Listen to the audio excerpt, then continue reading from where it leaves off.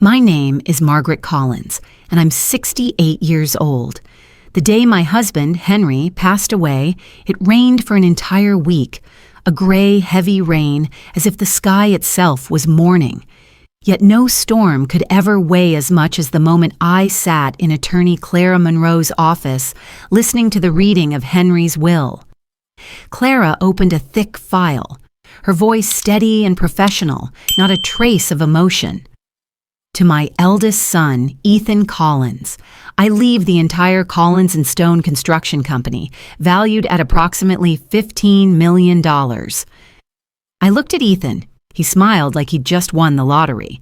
To my younger son, Lucas Collins, I leave our family restaurant chain, along with the remaining assets worth around $10 million. Lucas leaned back in his chair, a satisfied grin on his face. And me, I waited. My heart pounded so loudly I could hear it in my ears. And to my wife, Margaret, who has stood by me for 45 years, Clara paused for a brief second. I leave this envelope. She handed me a brown envelope, old and dusty, like something forgotten in a drawer. Olivia, Ethan's wife, let out a sarcastic laugh. Well, at least she's got something to press flowers in, huh? The room went silent. Ethan didn't look up. Lucas sighed, as if my very existence was a burden. 45 years of being a wife, a mother, and I was left with an envelope that looked like trash. I stood up, keeping my back straight, even as my heart splintered. No one walked me to the door.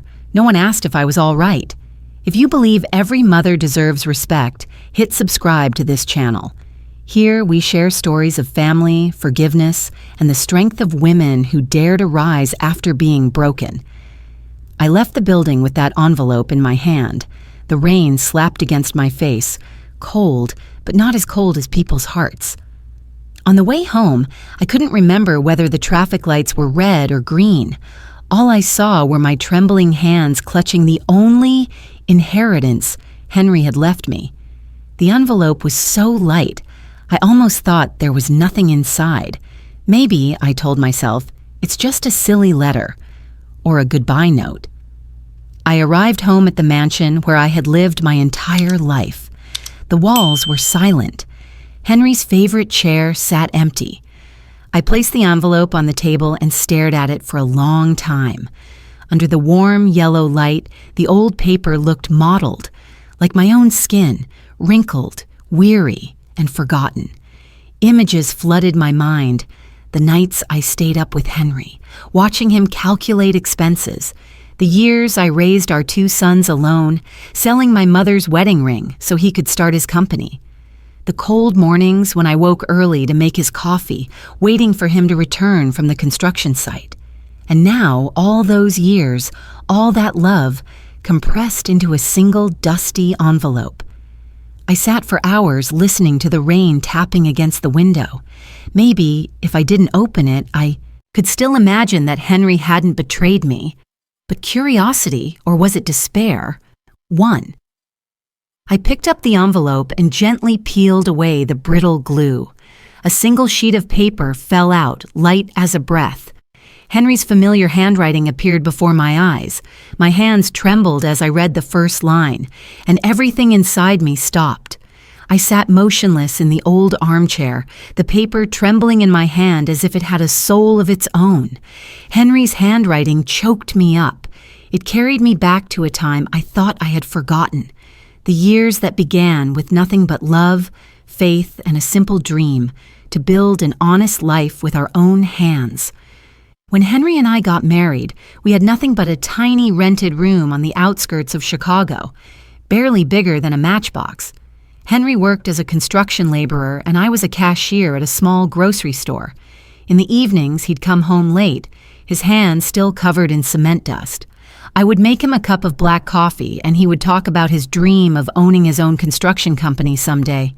We had nothing but resilience and belief in each other. I still remember the day he went to the bank to apply for a loan. They laughed and said, "A construction worker and a cashier? What can you offer as collateral?" I didn't cry.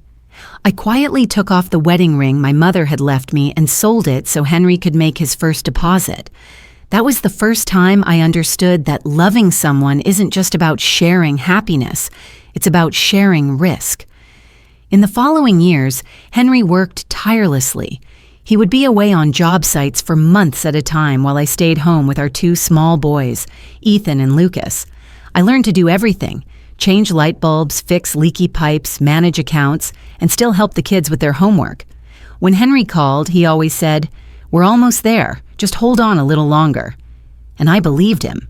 I always did. Eventually, the company truly took off. Henry opened an office, hired staff, and signed his first contract with the city. We moved into a 2-story house, the kind I used to only dream about. I thought that after all those years of hardship, we could finally rest.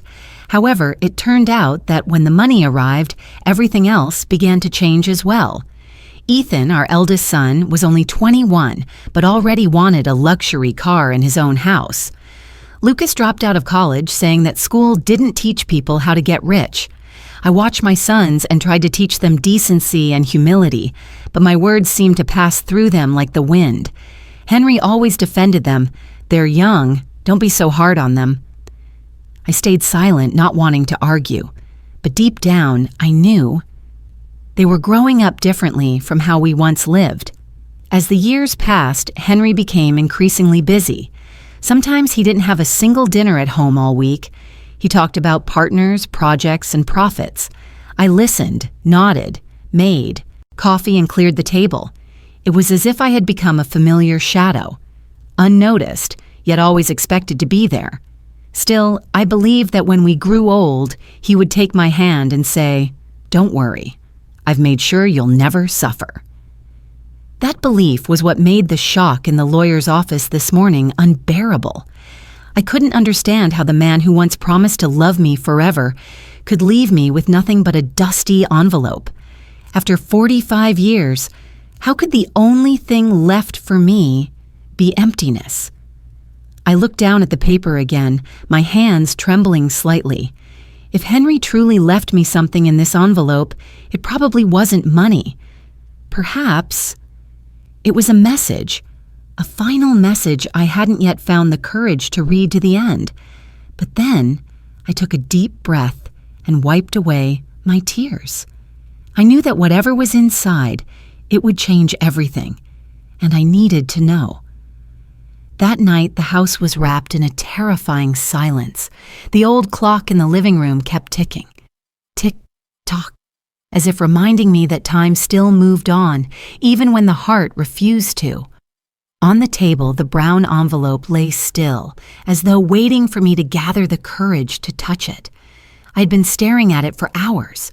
Part of me wanted to throw it away, the way people discard painful memories. But another part, stronger and more desperate, wanted to know why Henry had left me in such humiliation. I slowly opened the flap, careful as if whatever was inside might vanish with a single breath. A folded sheet of paper, old and yellowed, slipped onto the table. It was Henry's handwriting. I recognized it instantly. Each letter slanted slightly, firm and deliberate, just like the birthday notes he used to write me. But this time, there were no words of love. Only one simple line. For the only woman who always believed in me. You deserve to know the truth. Account number 8842CH at Zurich Private Trust Bank. The security code is kept in custody by attorney Clara Monroe. I read it again and again. Zurich, Switzerland, an international bank. Henry had never mentioned anything like this, not in any report, plan, or conversation we ever shared. My heart pounded. Something felt strange. Henry had never hidden things from me. Not until he was gone. I grabbed my phone, searched for Zurich's international code, and dialed the bank. The operator's voice came through, calm and professional. "Hello, this is Margaret Collins, wife of the late Henry Collins. I've been authorized by him to inquire about account number 8842CH. There was a brief silence.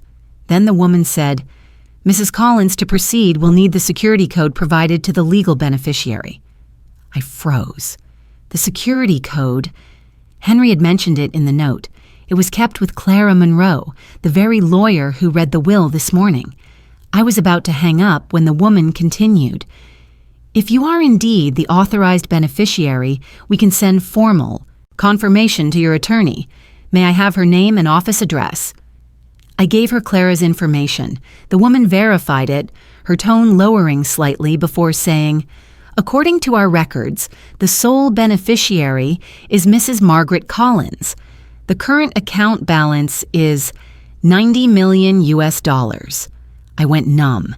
The phone slipped from my hand and hit the wooden floor. $90 million. I picked the phone back up, trembling. I'm sorry. How much did you say? $90 million, ma'am. There is also a separate deposit that can only be opened in your presence, together with Attorney Monroe. A confirmation letter will be sent today. I didn't hear the rest. The world around me seemed to dissolve into silence. I sat there, one hand over my mouth, tears spilling uncontrollably. Henry, what have you done? In the will, he had left our sons $25 million. And me, the woman he let their scorn fall upon. He made the secret owner of $90 million. I didn't know whether to feel joy or fury. Part of me wanted to believe it was Henry's way of protecting me, but another part, deeper and heavier, couldn't stop wondering. Why did he keep this from me all those years? I looked around the room. Everything bore Henry's mark. Our wedding photo, the clock on the wall, his old coffee cup on the desk. How could someone live beside me for nearly half a century and still keep such secrets? Then another chime, an email notification. It was a message from Zurich. Dear Mrs. Collins, as requested, account 8842CH is now confirmed as your legal property. Details and access instructions are enclosed in a sealed envelope sent to Attorney Clara Monroe's office. I placed a hand over my chest, feeling my heart pound painfully. Henry had left me a fortune, and yet also a question without an answer. Why hide it? Why make it so complicated? And most of all, why tell me I deserve to know the truth? I looked again at his handwriting. The letters seemed to whisper in the dark. You'll understand when the time comes. I folded the paper carefully, put it in the drawer, and leaned back in the chair. Outside, the rain kept falling. But inside me, another storm was rising. A storm named truth. One I wasn't yet ready to face. 3 days after the call with the Zurich Bank, I received an unexpected call from the Central Post Office. Mrs. Collins, we have an international parcel addressed to you from Mr. Henry Collins. According to our records, you are the sole authorized recipient. I froze. Henry had sent me something else? My heart raced, thundering in my chest. I drove through the drizzle, caught between fear and hope. The clerk handed me a small silver metal box, tightly sealed, labeled personal property, to be opened only in the presence of Margaret Collins. Back home, I placed the box on the table and stared at it for a long time. My hands trembled slightly as I undid the latch. Inside were things I never expected. A thick stack of documents bound with a red string, a small black hard drive, and a handwritten letter. Henry's handwriting, steady, precise, unmistakable. I opened the letter. Margaret, if you're reading this, it means I'm no longer here. I know the reading of the will must have hurt you, but I needed that to happen. I needed you to see the true faces of those you still call family. I stopped reading, breath catching in my throat. The letter slipped from my hand, but I quickly picked it up again. I had to know the rest. 2 years ago, I discovered that Ethan had secretly withdrawn money from the company to pay off his gambling debts. I hired a private auditor. They discovered over $2 million embezzled through shell accounts. When I confronted him, he cried, begged for forgiveness, and promised to change. I believed him, Margaret. I was a fool. Because months later, I found out Lucas was involved in something far worse. My fingers dug into the edge of the table. Lucas was addicted to cocaine. He sold 3 of his properties for cash. Worse, he was being blackmailed by a criminal group to launder money through our restaurant chain. When he couldn't pay, they threatened his life. I paid off his debt once, secretly, because I didn't want you to worry. But I knew, once I was gone, they would come back. And I feared they would come for you. I had to stop reading to catch my breath. The words blurred through my tears. I couldn't believe it. The sons I had raised, loved, and sacrificed for had become strangers. I turned to the next page. The worst part, Margaret, wasn't their mistakes. It was that night, lying in my hospital bed, when I overheard them talking in my office. A chill ran down my spine. I glanced at the hard drive on the table. Some part of me already knew what it contained.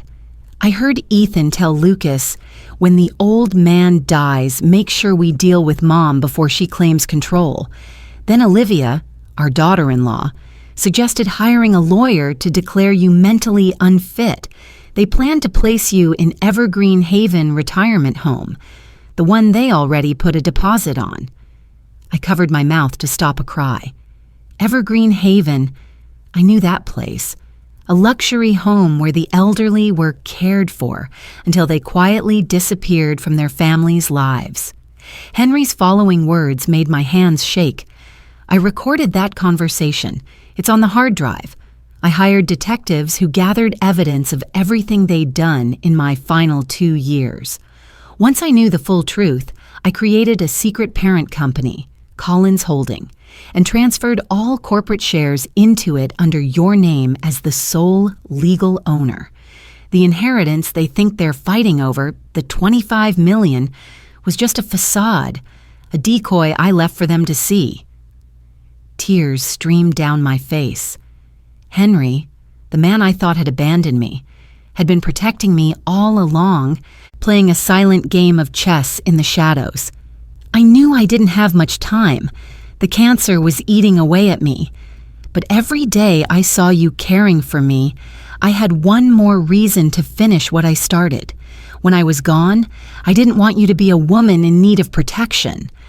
I wanted you to become a woman who could protect herself. In the box are the power of attorney, contracts, and ownership proofs. Find Clara Monroe. She's the only one who knows everything. And finally, Margaret. If you're angry at me for making you suffer, please understand, I did it so you could see who your true enemies are. I lowered the letter, my whole body trembling. On the table, the stack of documents looked like evidence in a criminal case. I plugged in the hard drive. A single audio file appeared, dated 3 weeks before Henry's death. I pressed play. Ethan's voice was clear. "If Mom signs the property transfer, we'll have full control. Olivia, make sure the fake doctor's ready." Olivia's voice followed. "He's already agreed. $5,000 to certify she's showing signs of dementia." Then Lucas, his tone shaky but complicit. "Do it fast. I need the cash to pay off my suppliers by the end of the month." The world spun around me. Then Henry's voice came through, hoarse, weak, but unmistakable. How could you talk about your mother like that?" There was the sound of a door creaking open, startled voices, and then silence. I slammed the laptop shut and sank to the floor, both hands over my face. The pain was beyond words, not only because Henry had died knowing the truth, but because I had given birth to 2 men willing to sell their souls for money. I cried until dawn. But when the sun finally rose, the last tear dried, leaving behind only a cold, steady resolve. If Henry had sacrificed his strength, his peace, and even his name to protect me, I would not let that sacrifice be in vain. I would not let them lock me away in a nursing home. I would make them face everything they had done. I wiped my face, opened the drawer, and pulled out the note with the account number. Then I looked up at Henry's photo on the wall. "Henry," I whispered, "they chose the wrong woman to betray." The next morning, I called Clara Monroe, the lawyer who had read the will that day. Her voice was low and calm, but with a hint of hesitation when she heard my name. "Miss Clara," I said. "Henry left me some documents and the Zurich bank code. He said you knew everything." There was a brief silence on the other end. Then she replied simply, "Mrs. Collins, I think it's time you come to the office. There are things Mr. Henry instructed that will only be revealed if you come in person." I drove over. On the way, everything seemed blurred. Signs, passers-by, even time slowing down. Only one thought filled my head. Henry had arranged everything so I would take control. When I walked in, Clara stood to greet me and set a thick file. On the desk in front of me, its cover labeled, "Collins Holding, Confidential." She opened to the first page and pointed to the signature line. "According to the legal documents Mr. Henry arranged 2 years ago, you are the owner of 52% of the entire group's shares. Your 2 sons are only interim managers. Legally, the final decision-making authority rests entirely with you." I was stunned. My God, why didn't Henry tell me? Clara gave a sad smile. "He feared that if you knew too early, they might try to harm you." I was silent for a long time. Inside, the pain gradually gave way to another flame, the flame of determination. If Henry had set this game up, I would have played it to the end. In the days that followed, I took action. I hired an independent auditing firm to review the company's finances for the past 3 years. I contracted a private security company and arranged for rotating guards to be stationed around the house. I also asked Clara to prepare legal documents in case my children dared to move against me or the assets. I told no one. I kept silent and waited. I knew they would come, and I was ready. 3 days later, the doorbell rang. On the monitor, I saw Ethan, Olivia, and a middle-aged man in a white lab coat holding a leather briefcase. I opened the door, forcing a calm expression. "Hello, Mom." Ethan forced a smile. "We just wanted to make sure you're okay. This is Dr. Evans, a geriatric specialist. You know, at your age, it's good to have regular checkups." I looked into their eyes and smiled faintly. "Oh, you're so concerned about me?" Olivia cut in with saccharine sweetness. "Of course. It's dangerous for you to be alone like this. Dr. Evans just wants to do a few memory tests. Very simple." I invited them into the living room, set my phone on the table, and turned on the recorder. The doctor opened his case and took out a folder. "Mrs. Collins," he said, "I need to ask a few simple questions. Do you know what today's date is?" I chuckled softly. "Friday, October 13th. "Where do you live?" "At the house my husband and I built with our own hands, 74 Maple Avenue." I saw Olivia glance quickly at Ethan, signaling something. "One last question," the doctor said. "Do you know the total amount your husband left in the will?" That was the trap question. If I said I only received an envelope, they would mark symptoms of confusion. If I said 90 million, they would call me delusional. I smiled and looked him straight in the eye. I remember very clearly. My 2 sons share 25 million. I received an envelope they thought was trash. The doctor took notes and nodded. Ethan's smile became triumphant.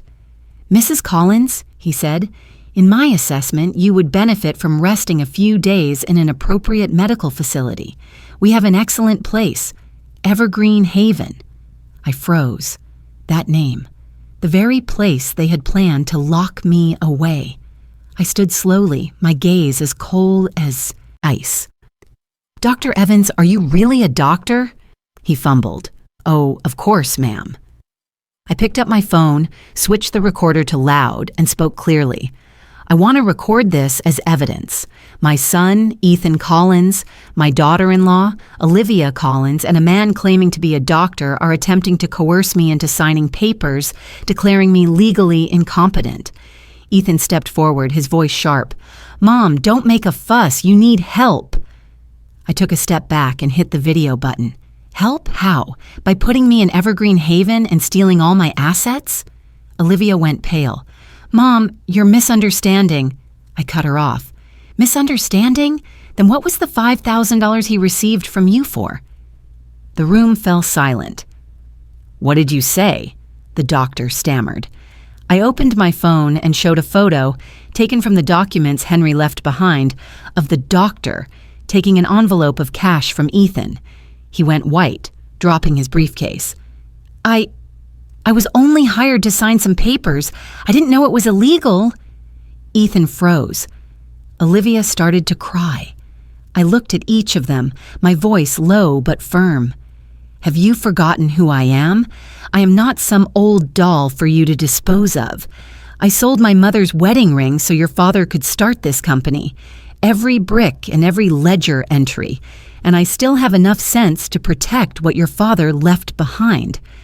Ethan snarled. You're tearing our family apart. I replied calmly. No, I'm saving it from rot. The doorbell rang. 2 police officers entered, accompanied by Clara Monroe. I looked Ethan squarely in the eye and said quietly, Henry guessed right. You would come, and he prepared everything. The officers asked the doctor for his medical license. He bowed his head and confessed everything. Ethan and Olivia stood motionless, the color drained from their faces. Clara came over and placed a hand on my shoulder. Everything was recorded, Mrs. Collins. Henry truly believed you were strong enough to get through this. I looked around the room, which had once held laughter but now held only silence and shame. I sighed and said softly, but so everyone could hear, from today on, I am no longer the betrayed one. I am the one who will teach you the meaning of consequences. After the day the police left the house, my mansion was unnaturally quiet. No more arguments, no more deceitful glances. Only the smell of cold coffee and a slight chill slipping through the door cracks. A reminder that everything had truly changed. I had everything in my hands: evidence, authority, justice. With just one signature, Ethan and Olivia would face charges of fraud and forgery. Attorney Clara said, If you wish, I can file the case first thing tomorrow. I sat quietly for a long time. Sunlight from the window fell on Henry's framed photo, his eyes as gentle as ever. I heard his voice in my head. I don't want you to become like them. You are strong, but don't let hatred tarnish the good in you. I set the pen down and folded the files. No, I told Clara. I don't want my children to go to prison. I want them to learn a lesson the law can't teach. 3 days later, I called Ethan, Lucas, and Olivia to the house. No police, no lawyers, just me, the old wooden table, and 3 bowed heads in silence. Ethan looked at me with dark, sleepless eyes. Lucas was noticeably thinner, his hands trembling, and Olivia avoided my gaze. I began in a calm voice. You've committed the worst thing a child can do to their mother, but we will not let the police teach you. Life will. I turned to Ethan. You are the eldest. You must take responsibility for the company your father built. From now on, you are no longer a director, but a site supervisor, paid like everyone else. You will work until you have repaid all the embezzled funds. Ethan looked up, his lips quivering. Mother, are you punishing me? I replied, No, I am teaching you how to start over. I turned to Lucas. You are different. I'm aware of your debts and the individuals with whom you're associated. Tomorrow, I will take you to the rehabilitation center I have sponsored. After that, you will work with the police to provide information to dismantle that criminal group, not to make amends to me, but to make amends to yourself. Lucas bowed his head and wept. I have disappointed Father, Mother. I looked at him, my voice choking. Your father believed you could change. Don't make him wrong. Finally, I looked at Olivia. She lifted her head, eyes equal parts terrified and defiant. You destroyed this family with your greed. I cannot forgive you, but I do not wish to hate you. From today, you are no longer a member of the Collins family. I have transferred all assets in your name into a legal trust, and you must leave this house permanently. Olivia was silent, lips trembling. Then she burst into tears and fell to her knees. I'm sorry.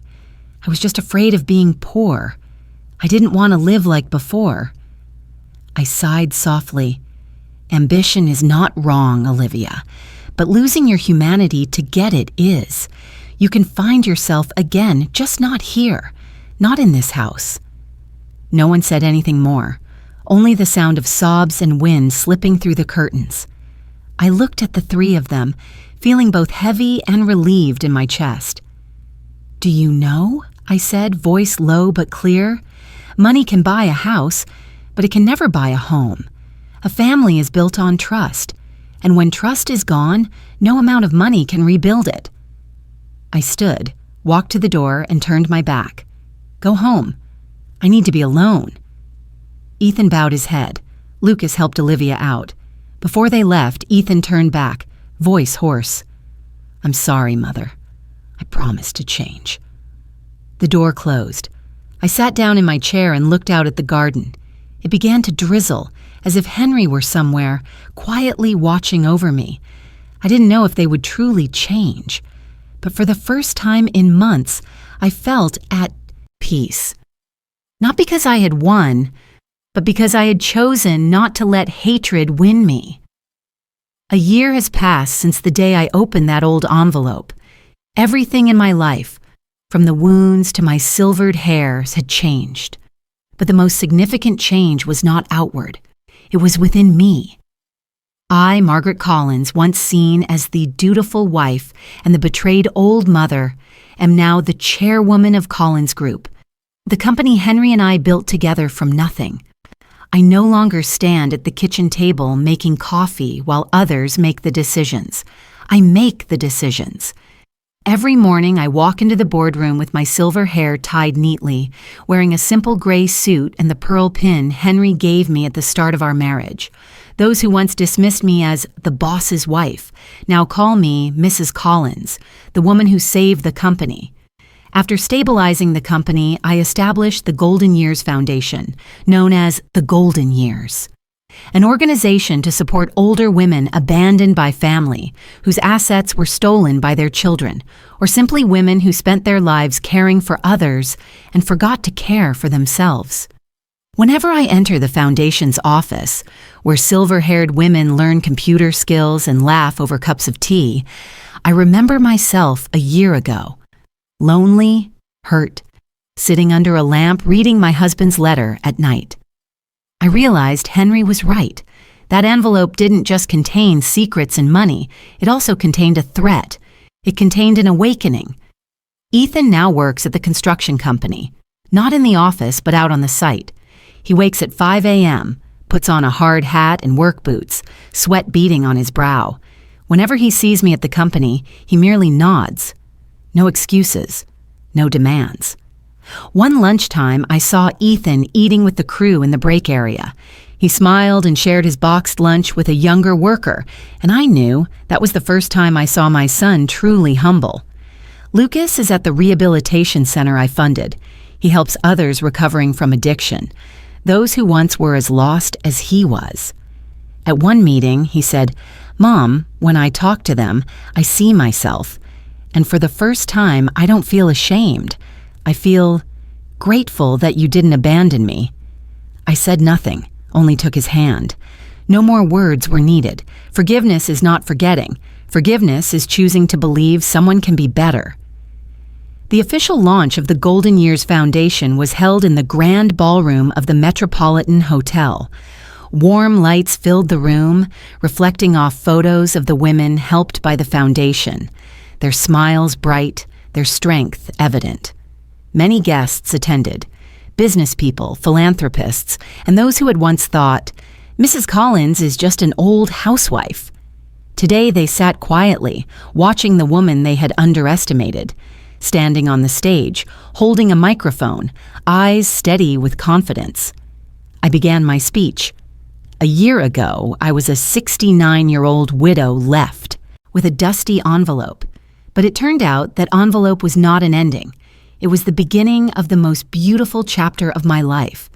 I learned that no one is too old to start again, and no child is too late to learn how to love. The hall erupted in long applause. I looked to the back row. Ethan sat there quietly. He did not go on stage or seek attention. He just sat, nodded, and wiped a tear with the sleeve of his dusty work shirt. For the first time in years, I saw pride in my son's eyes, not ambition. Lucas stood on the left of the hall, helping organize. When our eyes met, he smiled, a genuine smile, not a hidden one. That evening, back at home, I sat at my desk. The old envelope lay before me, now more faded than before. Inside was no longer the paper with the account number. Instead, there were letters of thanks from the women the foundation had helped. A 73-year-old woman wrote, "Thanks to your foundation, I was given back my youth, not in looks, but in faith." Another wrote, hands shaking, "Mrs. Margaret, thank you for showing me I still have worth, even when my children forget me." I smiled and smoothed the papers. The living room was quiet except for the soft wind and the clock's steady tick. I looked up at Henry's photo on the wall and whispered, "See, Henry, you left me an envelope, and I turned it into a whole new world." Moonlight filtered through the window and reflected on our wedding photo. Two young people smiling, hands clasped. I closed the journal on the desk, the last line written in steady handwriting. When you think you are at the end, it may be the first page of a new chapter. And that is my story. The story of a woman once forgotten, who learned to see herself before waiting for others to see her.